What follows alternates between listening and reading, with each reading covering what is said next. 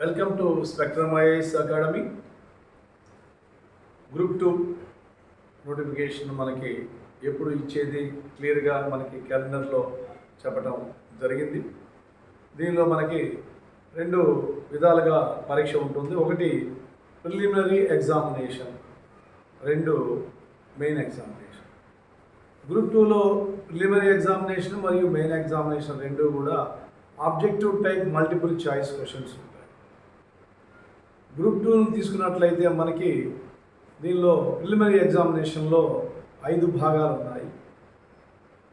Indian history, అదేవిధంగా Geography, అదేవిధంగా వచ్చి ఇండియన్ సొసైటీ, తర్వాత వచ్చేసి మనకి కరెంట్ అఫైర్స్, అదేవిధంగా చూసుకున్నట్లయితే రీజనింగ్ అండ్ అర్థమెటిక్ ఎబిలిటీస్. వీటి మీద ఈ పేపర్ అనేది మనకి కంపోజ్ అయ్యింది. అయితే ఇవి 5 భాగాలు కూడా 5x30 అంటే 150 మార్కులకి క్వశ్చన్ పేపర్ ఉంటుంది. దీనిలో మనకి చాలా ముఖ్యమైనటువంటి పేపర్ ఏమిటయ్యా అంటే సోషియాలజీ లేదా ఇండియన్ సొసైటీ అని చెప్పేసి మనకి సిలబస్లో ఇవ్వటం జరిగింది. సోషియాలజీ అంటే సమాజ శాస్త్రము. మనకి స్కూల్ స్టడీస్ దగ్గర నుంచి హిస్టరీ తెలుసు, జియోగ్రఫీ తెలుసు, సైన్స్ తెలుసు, అదేవిధంగా పొలిటికల్ సైన్స్ తెలుసు, ఎకనామిక్స్ తెలుసు, ఫిజిక్స్, కెమిస్ట్రీ, మ్యాథ్స్ తెలుసు. ఈ సమాజ శాస్త్రం అనేది మనకి డిగ్రీ దగ్గర నుంచి మనకి వస్తున్నటువంటి సబ్జెక్టు. ఎక్కువ మందికి పరిచయం ఉండకపోవచ్చు. ఏం చేతనంటే ఇప్పుడు ఎక్కువ మంది బీటెక్ ప్రొడక్ట్ కాబట్టి, బీటెక్ చదివి వస్తున్నారు కాబట్టి వాళ్ళకి ఎక్కడా కూడా సోషల్ సైన్స్ అనేవి చాలా తక్కువగా ఉంటాయి. సమాజ శాస్త్రం అనేది ఇంకా అసలు వాళ్ళకి అవగాహన ఉండదు. అందుచేత స్పెక్ట్రమ్ ఐఏఎస్ అకాడమీ డైరెక్టర్గా సోషియాలజీ ఆప్షన్తో సివిల్ సర్వీసెస్ కోచింగ్ ఇస్తూ ఉంటాం మేము. దాన్ని బేస్ చేసుకొని ఈ సోషియాలజీ సబ్జెక్ట్లో అంటే ఇండియన్ సొసైటీ గ్రూప్ 2లో 30 మార్కులకి మనకి 28 నుంచి 30 మార్కులు తెచ్చుకునేటువంటి అవకాశం ఉంది. చాలా ఈజీ సబ్జెక్టు, ఇంట్రెస్టింగ్ సబ్జెక్టు, ఆకలింపు చేసుకోవడానికి అవకాశం ఉన్న సబ్జెక్టు, తొందరగా డైజెస్ట్ అయ్యేటువంటి సబ్జెక్టు మరియు బాగా ప్రజెంట్ చేసేటువంటి సబ్జెక్ట్ అన్నమాట. సిలబస్ కూడా చాలా పరిమితంగా ఉంది. నేను అందుకనే 28 నుంచి 30 మార్కులు అన్నాను. 30 మార్కులకి అదే ఇండియన్ హిస్టరీలో మనం 30 మార్కులు తెచ్చుకోలేకపోవచ్చు. అదేవిధంగా జాగ్రఫీ అంటే world geography, Indian geography, regional జాగ్రఫీలో మనకి 30కి 28 తెచ్చుకోలేకపోవచ్చు. కరెంట్ అఫైర్స్ కూడా అంతే, మనకి రావడానికి అవకాశాలు ఉండవు. ఎందుకంటే ఎక్కడెక్కడో కార్నర్స్ నుంచి అడగటం జరుగుతుంది. రీజనింగ్ అర్థమెటిక్ ఎబిలిటీస్లో స్కోర్ చేయడానికి అవకాశం ఉంది. వీటన్నిటికంటే కూడా బాగా స్కోర్ చేసే అవకాశం ఉన్నటువంటి పేపర్ ఏంటంటే ఇండియన్ సొసైటీ. ఈ ఇండియన్ సొసైటీని మనం ఎలా ప్రారంభించాలి, ఎలా చదవాలి, ఇండియన్ సొసైటీలో ఉండేటువంటి అంశాలు ఏంటి మనం బ్రీఫ్గా పరిశీలించినట్లయితే దీన్ని 2 భాగాలుగా విభజించుకొని ఇండియన్ సొసైటీని మనం అధ్యయనం చేయాలి. Before going to Indian society you have to understood general sociology అంటే సాధారణ సమాజ శాస్త్రము, భారతీయ సమాజ శాస్త్రం అని చెప్పేసి అన్నారు. సాధారణ సమాజ శాస్త్రం అంటే ఏమిటి?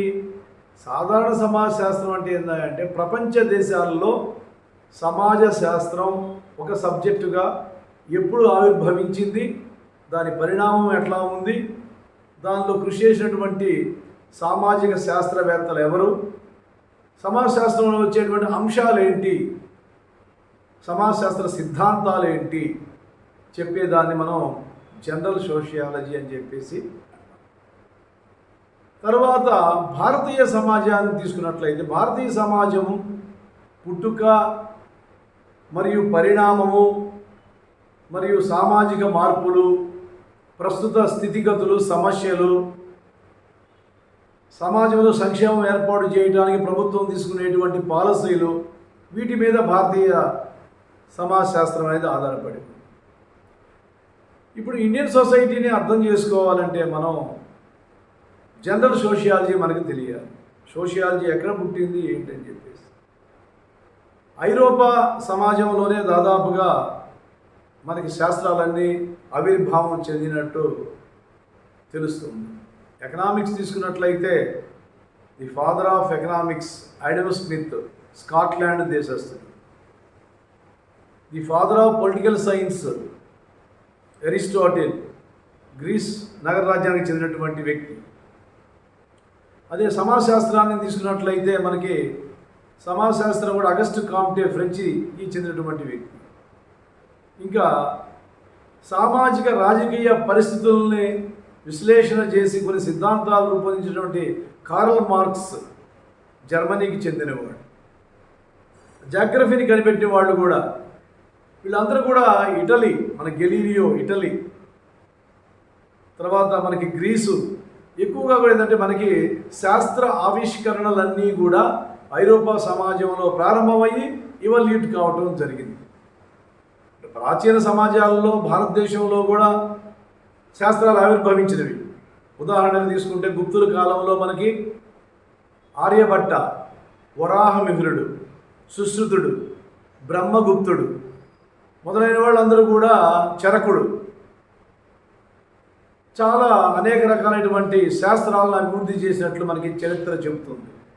ఏది ఏమైనప్పటికీ ఐరోపా సమాజంలో సమాజశాస్త్రం ఏ విధంగా ఆవిర్భవించింది, భారతదేశంలో సమాజశాస్త్రం ఏ విధంగా ఆవిర్భవించింది, జనరల్ సోషియాలజీలో మనకు వచ్చినటువంటి ప్రపంచ సమాజాల్లో ఉన్నటువంటి నిర్మితి ఏంటి, దానికి డిఫర్గా భారతీయ సమాజం యొక్క నిర్మితి ఏంటి, వీటన్నిటిని కూడా అధ్యయనం చేయాల్సిన ఆవశ్యకత ఉంది.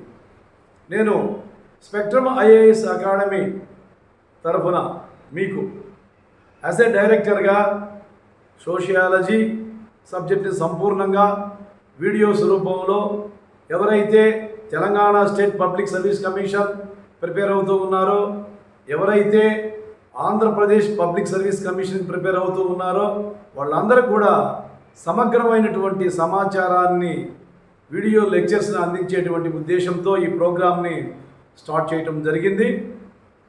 దయచేసి కొత్తగా ప్రిపేర్ అయ్యేవాళ్ళు, ఆల్రెడీ ప్రిపరేషన్లో ఉన్నవాళ్ళు, గతంలో విఫలం చెందిన వాళ్ళు అందరూ కూడా ఈ నూతన పరమైనటువంటి నేను చెప్పేటువంటి అంశాలను మీరు వీడియోస్ ద్వారా ఫాలో అయినట్లయితే 28 to 30 మార్క్స్ ఈజీగా మనం అర్న్ చేయడానికి అవకాశం ఉంది. సక్సెస్ తొందరగా రావడానికి అవకాశం ఉంది. కాబట్టి నెక్స్ట్ వీడియోస్లో సబ్జెక్టు పరంగా ఒక్కొక్క అంశాన్ని చెప్పుకొని స్టార్ట్ చేయటం జరుగుతుంది. Thank you very much.